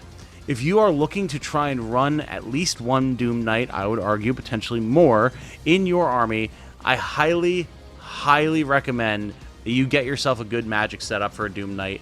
Pump up their stats, give them just a couple of accompanying support units. It doesn't have to be cavalry if you don't want it to be. You can do other things like having witches and elven fencers that put some sort of magic tome conferral on your Doom Knight to boost their magic damage, or sergeants to give them guaranteed crits, things like that. Like, there's so many different options that you can do to buff up your Doom Knight. Either way, it's going to get you to the end result of them using one cast of Dark Flame and incinerating an entire squad of enemy dudes, or nearly, at least the front row. It's so much fun. At the end of the day, the biggest thing you need to keep in mind is that Doom Knights are not going to be super great at sustaining themselves. If you are in a situation where you get just the right flow going, where you are attacking and your enemy is attacking with the right types of hits, the right quantity of hits to hit your thresholds that you have for things like Sanguine Arts and things like that, and you can restore your own health while dealing a lot of damage, great. But it can be really hard to get that set up to happen extremely consistently, or it can be really hard to get that set up so that it happens extremely consistently, especially when there's so many different types of enemies that you're going to be contending with. So instead of doing that, get some support set up here. Having something like a Legionnaire or a Werebear that can absorb some hits for your Doom Knight, cool. Having something like a Cleric or an Elven Sibyl or an Elven Archer or any other potential healing support classes like that, also great. You know, before I swapped Rhaenys in here, we had, I think it was Tatiana, maybe Flora, one of my clerics, was protecting Ajax's squad. And having that healing was, oh my god, it was a godsend. It was just so good. So, yeah, you need to build into them a little bit, but Doom Knights have such incredible Wrecking Ball potential. They have such a high ceiling for what they're capable of. You are missing out if you don't give them another honest shot. That said, though, I'm going to wrap this one up here. Thank you all so much for watching. I do very much appreciate it. If you are interested in continuing to see more Unicorn Overlord content, please let me know down in the comments. I have a few other different squads and things that I want to cover from my Trues and Neuron run. I'm finally going to do my comprehensive review of Unicorn Overlord now that we've largely cleared TZ mode. We still have to do the post-game things. We'll do that on stream, but, you know, the story is done. And I just want to see. I just want to know, because as one of my channel mods, Segno, said, it's a shame to see people move on from this game so quickly when there's years worth of content to extract from it. So if you're one of the people who would want to see more stuff like that, let me know in the comments, please. It would mean the world. It would help make my planning process a whole lot easier when I know what it is that you guys are most interested in seeing. But two of them you're going to be quite familiar with. They are the final forms of two squads that we've been talking about throughout the course of this first run of Unicorn Overlord, and then one more is a curveball that we'll toss in at the end. To start, it's got to be the king himself, not Elaine, Bruno and his Braves. This squad has gone through many iterations, as you all should know. It was a burn squad for a very long time, then it focused for a little while on Bruno's raw damage output, and now we've wound up in a sort of support Bruno to AoE burst the entire enemy unit type of deal. And I gotta say, it's pretty damn good. It really solidifies for me that Berserker is actually a very solid class if you actually give it the chance to do what you want it to do. So, what is the goal here? Well, first of all, of course, we have Bruno himself, and he's decked out to the nines. He's got the King's Axe Draconash forged to give him +5 to all stats, as well as a whopping 25 physical attack. He has the Ancient Crown, giving him base passive point of +1 and all stats +5. He's got the Dream Crown, base AP of +1 and all stats +5. And then, of course, the Hero's Medallion, giving him 1 point of physical and magical defense, as well as, you guessed it, base AP and PP +1 and a whopping +20% to his physical attack. This pushes Bruno over 100 physical attack and makes him into an absolute legend. Now, there's going to be some of you who are like, yeah, of course, if you give someone a king's weapon and then 2 crowns and the hero's medallion, they're going to be really good. Yeah, obviously. But before you hit me with any of these, oh, well, the opportunity cost, whatever. The opportunity cost is making whatever unit you want, whatever class or character you want, into a godlike carry using these items. And I happen to choose to use Bruno for it. That's it. Now, the idea here is that Bruno is, over the course of a battle, going to build up his physical attack and then crush the enemy with a grand smash. To enable that, we have Mounting Charge, first action. Restores 30% HP to the user, grants the user plus 30% physical attack. And don't get me wrong, Bruno's fairly quick because of the initiative boosts from his items, but he's still not the fastest around, so there's a decent chance that he will have taken some damage prior to using Mounting Charge. Even if he does not, though, and we just basically don't get that HP, that's fine, because it's really that plus 30% to physical attack that we care about. Then we have Grand Smash. Attack all enemies, plus 50 potency if the user's at 100% HP. It hits, again, all enemies, ranged, ground-based, 100 physical potency, 80% hit rate. This crushes. This demolishes with the setup that we have, and I love it. And it's actually surprisingly easy to keep Bruno at max HP with the squad setup that we have. We do have Wide Smash set up as a finisher option if we have the AP left over and there's enemies still left standing after the Grand Smash, which does happen, especially if there's flyers. Berserk, if we happen to wind up being low on passive points to get some extra AP, survive a lethal blow. This does not happen often, but it's there if we need it. And then bulk up for healing to try and make sure that we do keep our HP topped off for Grand Smash. Supporting Bruno, we have Uriel the Feather Shield. This, you could probably use a Legionnaire or a Feather Shield, but I like to use a Feather Shield here because otherwise Bruno could be pretty susceptible to magic, so this is a nice thing to have, and it also keeps certain, like, special magic effects off of us. So, what do we have? Uriel's rocking the Zenoiran Knight's Sword, just a good defensive option, decent damage, good HP, physical, magical defense, everything that you want in a super tank like this. The Grand Barris Shield from the Divine Shard shop. 16 physical defense, 40% guard rate, plus 50% guard efficiency, and a debuff immunity. This is something that you're going to see a lot in this team because I do not want the members of this squad to get debuffed. I need them to be able to be functional and supporting Bruno so he can get that big critical hit Grand Smash in. We have a Knight's Medallion for even more defense and Cloth Gauntlet to make sure that our guard rate is over 100%. Uriel is a monster. Just these items alone and the raw tanking capability that they bring make him very, very strong. And you would think, well, Feather Shield's not exactly known for their physical defense. Like, it's okay, but their magical defense, that's where it's at. Look, though, man. 60 physical defense because of our items and everything, that ain't nothing to sneeze at. 72 magical defense is insane. 60 physical defense, I'll take it. It works. As far as our skills are concerned, row resistance. First action, if there are caster enemies present, grants allies in the user's row plus 50% magic defense, extends to all allies during the day. Worst case scenario, this gives Bruno a big boost to his magic defense, which is all I really needed to do. Best case scenario, it hits everybody. I'm okay with that. Mystic Shield, only if our own AP is 2 or more. So basically, if we didn't have the chance to use row resistance, we'll pop Mystic Shield to boost our own magic defense, gives us some more PP so we can guard for allies. And then Impulse, if there's nothing else to do, smack a single enemy, reduce their magic defense. It's not a huge deal. It can help with our Elven Fencer's damage, which we'll talk about shortly. But really, this is just here as an option to be able to get a slap in, weaken something. And I mean, listen, Feather Shields are not damage dealers, all right? But you can hit decently hard with this and potentially finish something off if needed. Then, of course, we have Reflect Magic. Reflect a magic attack. Enemy's passive skill set to activate before or after an attack will not activate. This is huge. I mean, this is going to save you some of the truly nasty magic attacks that are out there and make it so you don't even have to worry about being able to have row resistance up, whatever. As long as you have the passive points, you can turn that right back on the enemy and keep Bruno's HP in tip-top shape. Speaking of keeping HP up, that is where we have Sacrifice as well. Activates before an ally is attacked, risk one's life to cover an ally, grants the user +2 passive points. Have this set so that it's only if our own HP is 50% or higher. This way we can tank a lot of damage, but then, like, not leave ourselves in a critical state where we can suddenly sniped by something. This has worked out quite well thus far. You could probably turn this down to own HP is 25% or something along those lines, but like, I don't know. I like to play it safe. It's worked out well for me. I'm not keen to change it. Moving on to Andre the Rogue. This is just a utility piece here, as my rogues tend to be in any of my various different builds. He's got the Sylph's Bane for Sonic Blast for anti-flyer shenanigans, Dancer's Bracelet for Powerful Call. This is the primary idea here, having another way to boost Bruno's damage, or the damage of the rest of the squad if we need someone to help clean up, like our Elven Fencer. The Large Aid Kit to be able to pop a party-wide heal at the end of the fight. This is the only major, like, non-self-healing that we have in the squad, so it is important to have something like this. And then the Sapphire Pendant to make sure that we have the passive points to engage with all of these different support shenanigans. As far as our skills are set up, Sonic Blast, again, being able to slap flying targets. It's not a ton of damage, but every little bit helps, especially since Grand Smash is not going to be hitting our flying targets. And Passive Steal we have, so we can just, drain passive points off the enemy, keep them from using their passive abilities, and make it so that we have even more ammo for our support.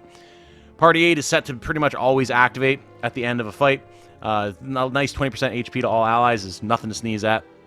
Powerful Call, only if our own passive points 3 or more. This way, it's much more likely that we'll have the passive points left over to activate Party Aid at the end of the fight, and it'll give us a couple of nice 30% physical boosts for our allies. Primarily, again, this is for Bruno, but Uriel and our Elven Fencer can both take advantage of it to a lesser extent. And then finally, Evade. Y'all pretty much always want to have Evade on your Thief. This way, if something like tries to poke Uriel and it would hit Andre, he can dodge as well. Nothing too crazy. Again, doesn't need to come up that often, but when it does, it's nice. Then our most important piece of support here that isn't just an outright tank, Chantal the Druid. Chantal has been with Bruno through thick and thin. One could say that she's kind of the Selvi insert. You can imagine she's admiring Bruno's magnificent physique to this day, standing there in the back line. She has a very good view of it. And she's pretty much just set up to do all of the other support things that the other two can't. We've got Glowing Light in case there's something that's going to be blinding us, largely not Elven Archers, Feather Bows, but it makes it so we get extra accuracy. If there's flying enemies, that can help Bruno to finish them off. So I still leave it on here, even if we're not fighting angels at the moment. Fire Curse, so we can put some burn on some enemies, get some extra damage in here. This is a little bit of a contentious pick. I might wind up switching this one at some point if I feel the need, because by the time she uses it, a lot of the time enemies have used most of their actions, so it winds up actually not doing too much, but when the fire does proc, it is nice, so I haven't changed it just yet. And then Offensive Curse to reduce enemies' damage, make it, again, easier to keep Bruno's HP topped up, make sure Uriel isn't taking too much damage, all that good stuff. She is opening the fight with Cursed Swamp, reducing enemy initiative and evasion, as well as inflicting -1 passive points to cavalry targets. Really, that -30 evasion is huge. That's going to make it so much easier to land Grand Smash, and it's the reason that I like to have Cursed Swamp on here as opposed to some other start of battle ability. Because, man, like, you would think Berserkers don't have great accuracy, and Grand Smash only has 80% accuracy to begin with. With all the accuracy buffs and enemy evasion debuffs we've got in this squad, not a concern. Promise you. And then finally, we have Quick Curse. In case something does try to sneak through, deal some quick damage, we can counter that and basically nullify it altogether. As far as our items are concerned, we do have the Flame Hex Staff for Fire Curse, and then basic stuff, a Carnelian Pendant to have a little bit of extra AP, and then the Sapphire Pendant to make sure we can use Cursed Swamp and still have room for a couple quick curses in there. Finally, the Lamplight Ring, make it so that we are immune to blindness, we heal a little bit, and we have access to that Glowing Light skill. Finally, Scotty, Elven Fencer. Really just here to have some cleanup damage, to spread damage around a little bit, make it so it's more easy to finish off enemies with Grand Smash, potentially be able to deal with some flyers a little bit more efficiently, things like that. Very basic setup here. She's got a Spell Steel Sword for some damage, Silk Hood for some damage. The key, the Flame Brand Tome, because if you didn't know, Grand Smash can be buffed with tomes. So just in case, by some act of God, there are enemies that survive the nuclear drop that is Bruno, he'll light them all on fire so that they're more likely to burn out before he even has to take another action. It's great. It's, again, never that necessary, but when you do need it, it is nice to have. So that is the only passive point ability we have on here. And then a Carnelian Pendant just to be able to throw out a little bit more damage. Basic stuff here for our attacks. Mirage Stab if there's a row. Nature's Wrath if there's a column. Lightning Blade to pick off individual targets, throw some stuns around, evade some attacks. Very standard Elven Fencer stuff, but cleans up more often than you might think. All told, I adore this squad. I love them to death. There is almost no challenge that I can throw them against that they can't surmount. It has been an absolute joy to use them, and I mean, seriously, like, you've been seeing some footage here of these guys at work as I've been talking about it. Watching Bruno come in with that grand slam, a grand smash, the United States of Smash, if you will, my All Might fans out there, it's a sight to behold, man. And the fact that it's not even a charge attack, he just goes. It is an absolute pleasure. It has been a joy having Bruno and the Braves here on the team for this run of Unicorn Overlord. I highly recommend that you try out a build like this for your endgame builds. It is a very good time. Moving on, we come to now King Elaine's squad, the all-rounder squad that is built to be able to handle pretty much any situation and look good doing it. We have, of course, at the front, Elaine himself. This is a pretty standard setup for Elaine by the end of the game. He has his Holy Unicorn Blade, giving him +1 AP and PP, as well as debuff immunity, and 28 physical attack, making this arguably the single best weapon in the game. A Spell Steal Shield, actually, a little bit of an out there option, but I do like the little bit of extra magic defense from this. There's plenty of different shields that you can put on Elaine, but he doesn't really need anything that fancy with everything else he's got going on, so he has the Spell Steal Shield. The Ring of the Unicorn, of course, giving another base AP +1 and +5 to all stats, as well as the Astral Blade skill that only works in the final boss fight, so it doesn't really count. And then a Lapis Pendant to push our passive points to 4 as well. He's set up with Spinning Edge on a row with 2+ combatants. Of course, you all should know what this does. 60 physical potency, 2 hit count, attack a row of enemies, ignore 50% of the target's defense, and grants the user +1 passive point if a target is defeated. Absolutely busted, disgusting skill. Then I've got Cavalry Slayer set up with a cavalry condition, so we will only use this when there are cavalry present. It is a very nice anti-cav option. Don't need to go too much further into it than that. Lean Edge on the lowest HP enemy if our own HP is less than 50%, so that it doesn't get in the way of anything else. And then finally, in case there's some weird edge case where none of our other conditions come in, then Lean Edge to just slap whatever it is that we need to slap without any particular condition set. Finally, we have Luminous Cover on the back row, so we can cover our allies in the back because Elaine doesn't really need to worry about helping Berengaria, which we'll get to in a second. And then Noble Guard to cover ourselves to just get extra defense, get passive points. It's good stuff, right? Nothing wrong with that. This is, again, a very standard Elaine build, but it's a very strong Elaine build. And if at the very least you're looking for how you want to set up conditions on him, you can do that.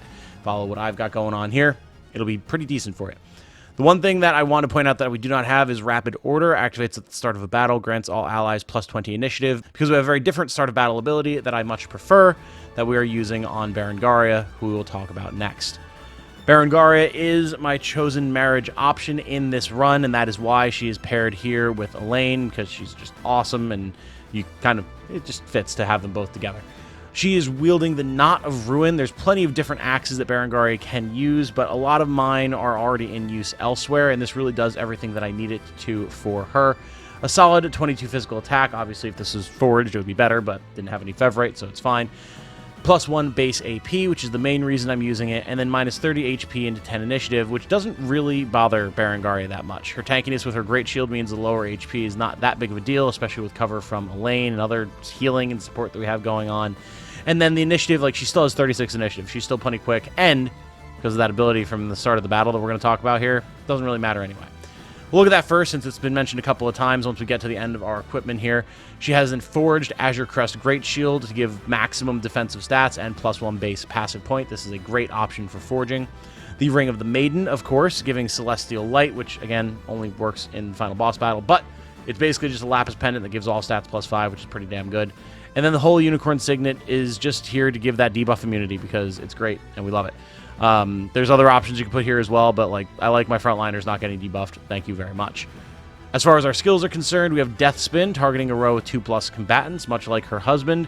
Attack a row of enemies, inflict stun, extra potency versus afflicted targets, very standard stuff.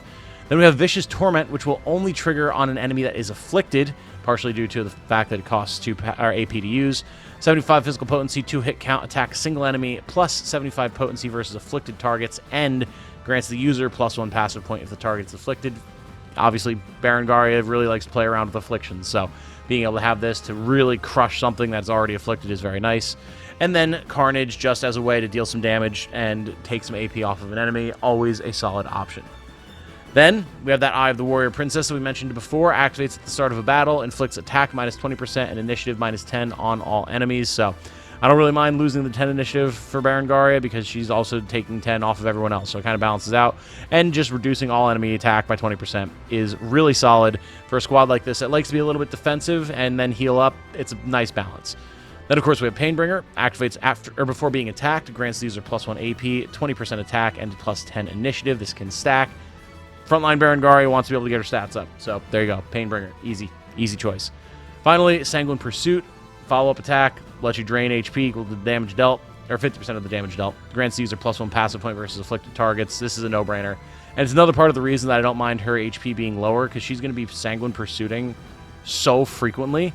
She's going to be getting HP back constantly just from her own attacks. So it works out quite well. Again, pretty standard Berengaria build, but her and Elaine together is just a crushing combination. And then with the backline support that we have set up, it's even better. Speaking of which, we have Ives, another support rogue with the Sacral Sword. This is just a solid piece. Again, Affliction Immunity, max damage, heal own HP when using active skills. It's a good way to make sure that your rogue is actually able to deal some damage. Immune to afflictions is always good. It's kind of a running theme in this squad. And then being able to heal up just from attacking, not having to worry about anyone else healing them, is very, very nice. We then have a first aid kit for a little bit of backup healing if we wind up needing it. Not usually necessary, but it's very useful when you do. And then a Ruby Pendant and a Lapis Pendant to get our boosts to AP and PP. It's pretty much all Rogue needs, honestly, and it's worked out quite well for us thus far. Passive Steal we have set up to only use if our own AP is 4 or more. Basically, so it'll be the first action that we use, but also if other trickery happens with AP Restoration, then like we could still wind up using it again if we wanted to. Just drain passive points off of an enemy and then spend the rest of the fight tossing Toxic Throw at the back line and just afflicting everything, poisoning everything, draining HP, giving afflictions for Berengaria to hit and get bonuses off of. It's a good time. Again, we have that first aid targeting the lowest HP ally at the end of a fight. Just get a little bit of a top off. And then, of course, evade. Thieves always want evade. And it's why we have him behind Berengaria, because he can evade any attacks that pierce through her. Then we have our Sainted Knight. And, I mean, I love Sainted Knights. Sainted Knights are great. It's a shame we only had one in this run, but she has done so much work. Really, she has a very basic build, not even like a super optimized build, which, again, I said at the top of the video, these are not meant to be hyper optimized builds or anything. I just have her rocking a greatsword so that she can deal extra damage off of Saint's Blade, which we'll talk about in a minute. She doesn't need anything fancier than that. She's not really an attacker, but this way she can deal some damage when I need her to. Then she has the Templar's Shield, so she has extra guard efficiency, extra HP recovery, a good defensive option. Lapis Pendant to get an extra point of passive points, and a Sage's Hood to boost her magic effects, like her healing a bit more. Very simple, very effective. Sainted Knights are just so good on their own. They don't need a bunch of fancy equipment to get going here.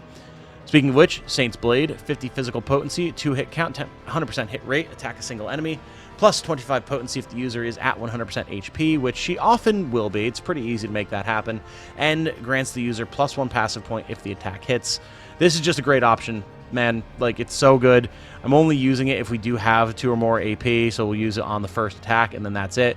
And that'll leave us with 1 AP left for row heal. But it's a good way to just get an extra passive point in there so we can pop more row barriers, holy guards, magic barriers. And that's the main reason we have this knight in the squad.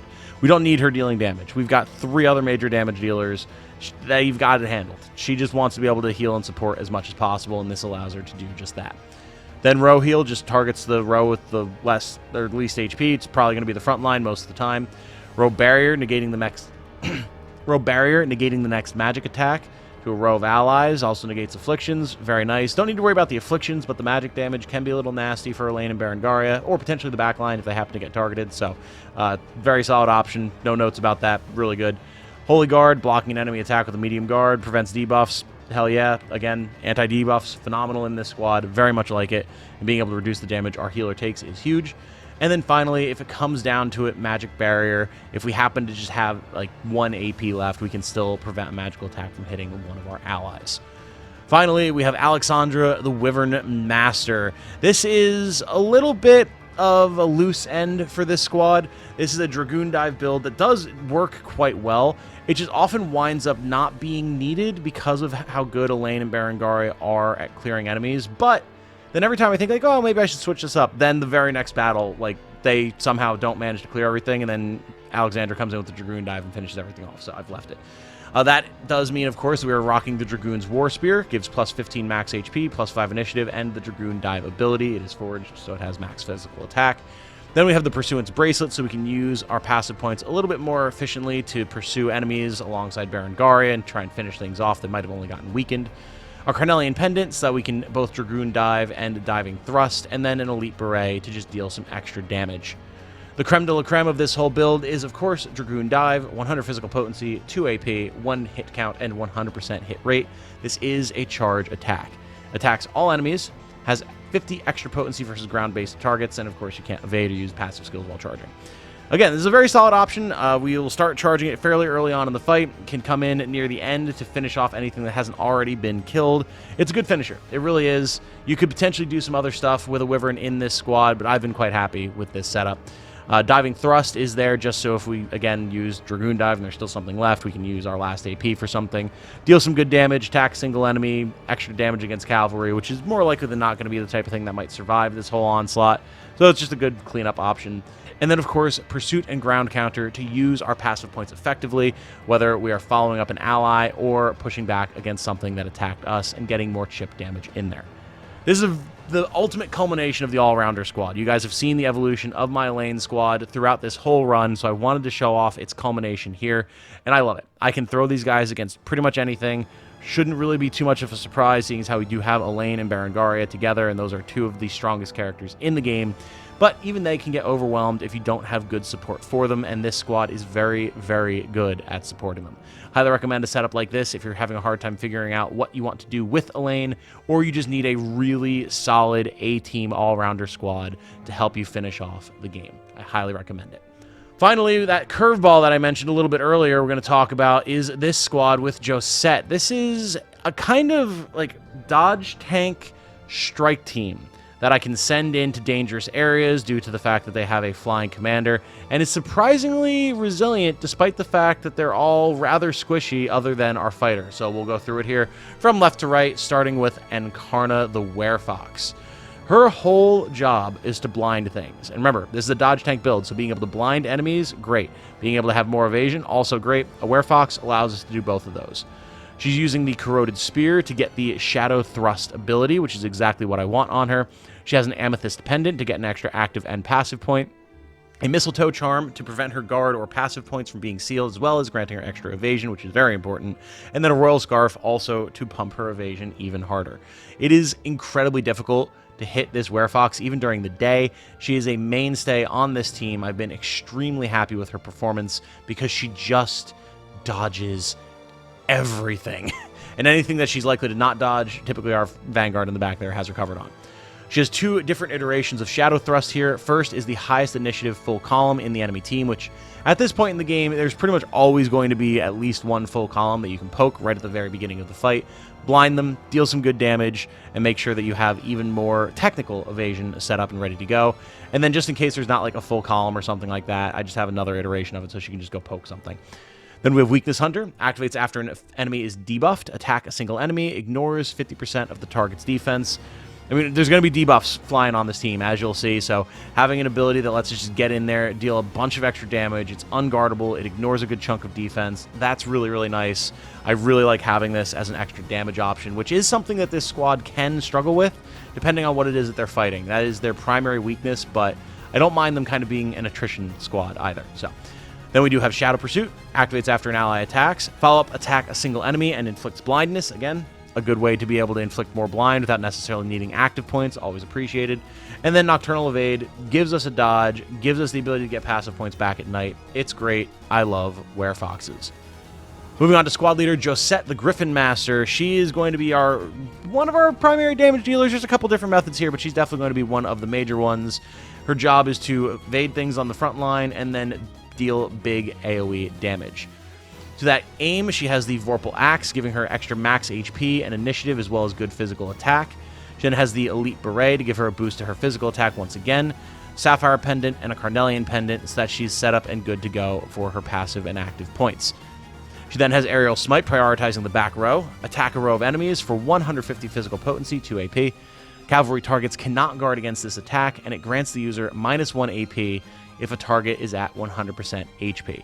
The nice thing here, if we look at our other members of the squad really quick, Josette is actually the second slowest member of the squad, only beating Olaf the Vanguard. This means that there's actually a decent chance that there won't be any enemies in the backline that are at full HP before she comes in with the Aerial Smite.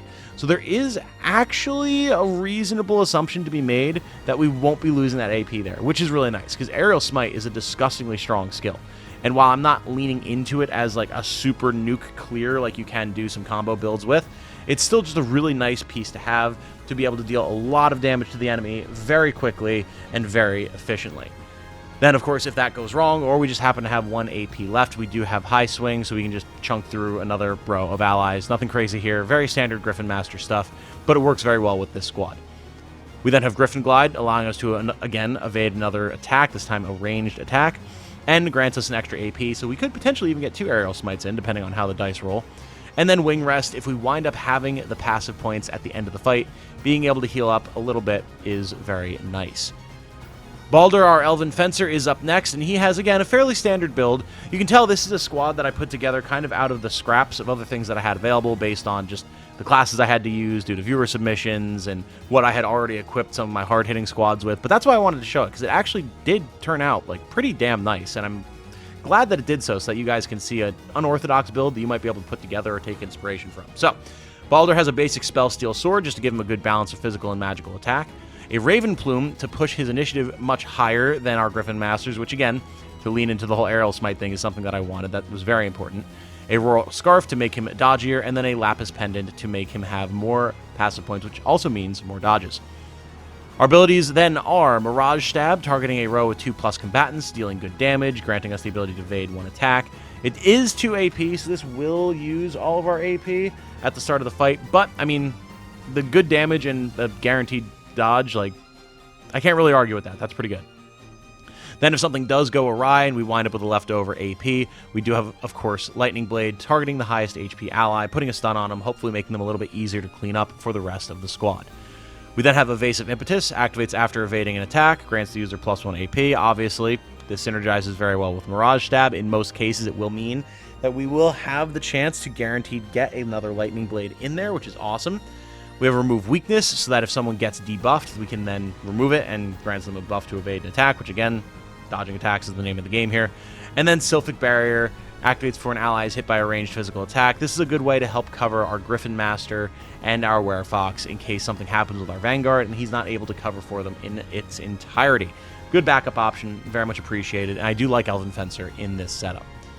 Speaking of our Vanguard, let's go look at Olaf here. He's set up with a pretty standard defensive Vanguard build, but again, it works great here. He has the Sanguine Blade Plus, allowing him to get the Sanguine attack and to deal much more damage when he's using it. This is just here so that he can heal up if he winds up taking some hits early on in the fight and he needs to get some HP quickly. The Blue Rose Shield, giving him Royal Guard, which is a very nice guard effect. Gives him an extra passive point as well, which is awesome. First Aid Kit, so we can get some healing triggered on our Elven Archers, so that we can do the whole, like, triggering selfless heal the whole party thing. We'll talk about that in a second. And then Cloth Gauntlets to push our guard rate pretty dang high. Not 100%, but very, very good, and more likely than not, you'll be guarding any given attack. Then, of course, we do have the Sanguine attack set up to only activate if our own HP is less than 50%. Again, I would prefer that he be using Defender to get himself some more passive points and boost his own physical defense. This is just here as an emergency option. Our primary goal to use is, of course, Defender. Attack a single enemy, hit count 2 AP, 75 physical potency per hit, grants the user plus 50% physical defense, and grants the user +1 passive point if the attack hits. More passive points, that means more guarding, and that's the exact reason we have a Vanguard in the squad. Royal Guard, as we mentioned, is just very nice. Block and attack with a medium guard. User recovers 25% HP. Solid. Love it. Arrow Cover is going to protect our Flyer and our Werefox, and potentially our Elven Fencer as well, from any mischievous ranged attacks that decide to come in. And boy, there are more of them than you would expect, especially once Flyers get involved, so this is able to absorb some pretty nasty damage from those types of hits. And then we have First Aid at the end of the fight to be able to target our Elven Archer, Sarga. Speaking of Sarga, she's the final piece in this puzzle, and she's definitely the most complicated one if you look at her tactics, but it's actually not as bad as it looks. She has the Interrogator's Bow Plus, giving her Healing Hunter, as well as base passive points +1 and magic defense +3. Healing Hunter is very, very nice. It's going to be a good option for picking off pesky clerics who might otherwise put a thorn in this team's side, especially when you're considering, not wanting to hit 100% HP allies with our Griffins so she doesn't lose AP. This is a good way to help with that. Then we have the Sage's Hood to make our healing and our magic damage such that it is a little bit better. Scarlet's Ribbon so that we can have the quick heal if we need it for emergency situations, and a Sorcerer's Medallion to again buff our magic attack. Our primary tactics go as follows. Icicle Arrow. Attack 2 enemies, inflicts freeze. I have it set to prioritize flying, otherwise I just kind of let her rip and see what happens. A very solid attack. I like being able to just put freeze on some things. Really can throw a wrench in the enemy's plan. Then, of course, we have Mystic Conferral if we wind up getting extra AP, not using Icicle Arrow, whatever. Being able to add magic damage to an ally's attack. And Wind Arrow if we need to just pick off something that has decent evasion, or we only have 1 AP and want to be able to hit a flyer or something like that. Basic stuff. We then have Pure Field as our start of battle ability. It grants all allies a buff that negates a single debuff. There's nothing quite like a rough debuff to get in the way of your evade team. Like, it really sucks to be hit by, like, burn or poison or something, and watches, even though they're not taking any hits, they're still just having their life force drained away over the course of the fight. It's really awful, so this can really help to prevent that. I love this ability. Very, very strong. Then the aforementioned Healing Hunter, being able to just pick off enemy clerics and other types of healers. It's great. Quick Heal as an emergency heal for an ally if we wind up needing it in the middle of the fight. Selfless Heal, so we can restore minor HP to all allies and remove all debuffs. Typically, this is going to be activating at the end of the battle when we get targeted by the first aid kit from Olaf.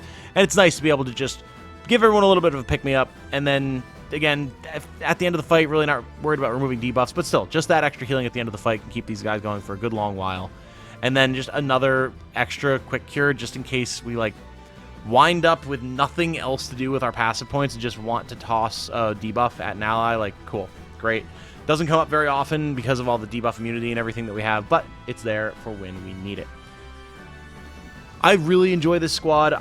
They're underleveled because they didn't get as many kills in the final battle as some of our other squads, but really they actually are much more effective than I would have expected. Just being able to get in, take out priority targets, not take much damage in the process due to their evasion, deal a good amount of damage, and get out.